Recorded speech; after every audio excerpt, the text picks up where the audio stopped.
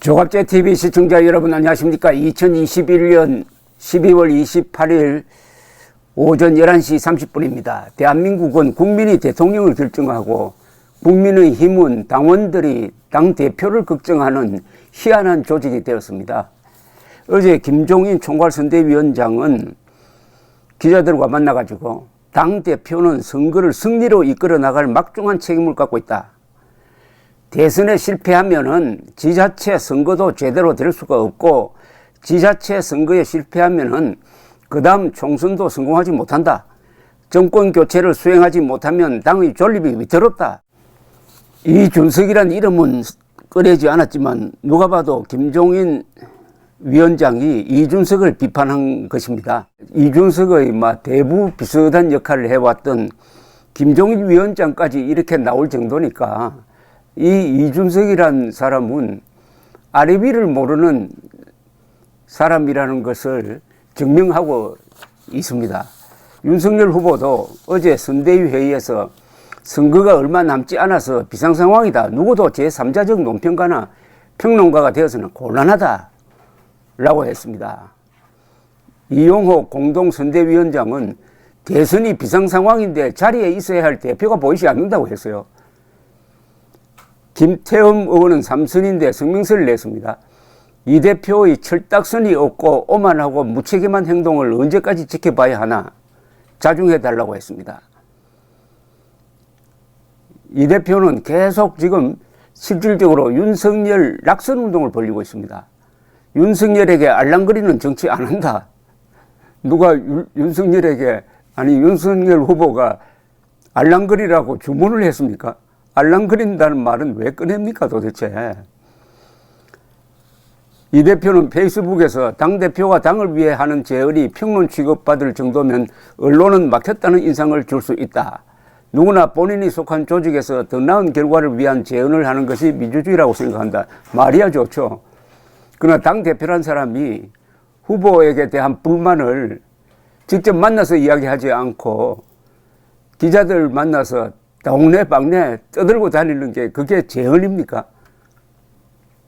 그러니까 제가 거듭거듭 이야기하지만은 군대 생활을 안 해놓으니까 이 이준석은 저 초등학생 수준의 조직 윤리도 모르는 사람입니다. 이런 가운데 국민의힘 초선 의원들은 총회를 열었습니다. 총회에 참석한 정경희 의원은 대선 승리를 위해 어떤 일이 있어도 후보를 중심으로 움직여야 한다는데 참석 의원들이 동의했다. 그러면서 29일 이 대표를 만나 자중해 달라는 뜻을 전할 것이라고 했습니다. 이 이준석 리스크가 점점 커지고 있습니다. 또 가로세로 연구소가 성상납 의혹까지 제기한 상태입니다. 이 이준석의 존재는 어떻게 보면 이 심장에 박힌 가시 같은 존재입니다. 심장에 가시를 꽂아놓고 너무 격한 운동을 하면은 심장이 고장나지 않겠습니까? 그렇다고 지금 투표를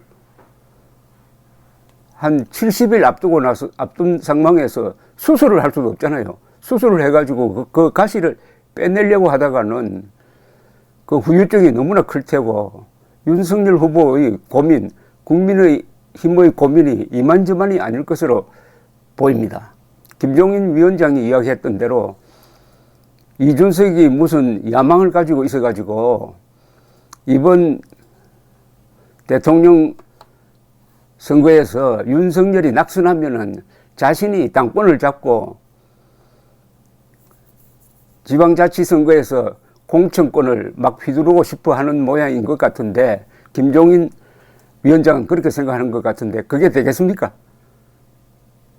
그게 되겠느냐고요. 윤석열 후보가 낙선하면은 모든 책임은 윤석열 후보가 아니라 이준석이 져야 할 겁니다. 매장되는 겁니다. 그걸로. 이미 지금까지 한 이 행동으로 이준석은 인간적으로는 끝났는데 당대표니까 정치적으로 끝나는 데는 약간 우여곡절이 있을 것이라고 생각을 합니다.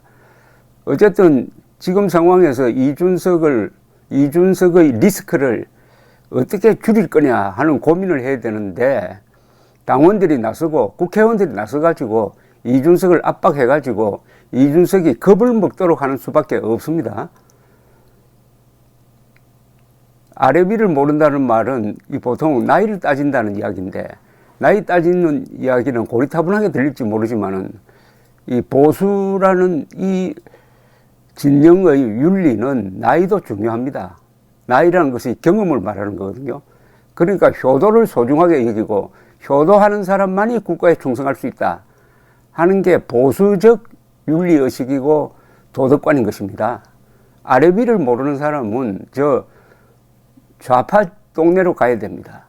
흔히 좌파에 대한 정의를 가장 정확하게 한 사람이 프랑스 지성인 레이몽 알롱으로 알려져 있습니다. 레이몽 알롱은 이렇게 이야기했습니다.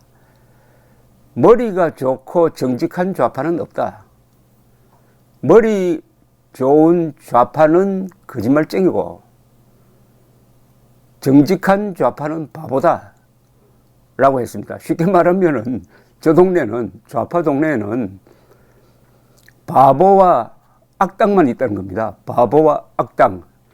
그런데 지금 이준석이 보여주는 행태는 전형적인 좌파적 인간상입니다. 아래 위를 모르는, 보수는 죽은 사람과 산 사람과 앞으로 태어날 세대를 이어주는 미풍양속을 소중하게 여기고 전통을 중요하게 여기고 특히 문명 발전의 역사를 기억하고 그것을 이어가려는 세력인 겁니다.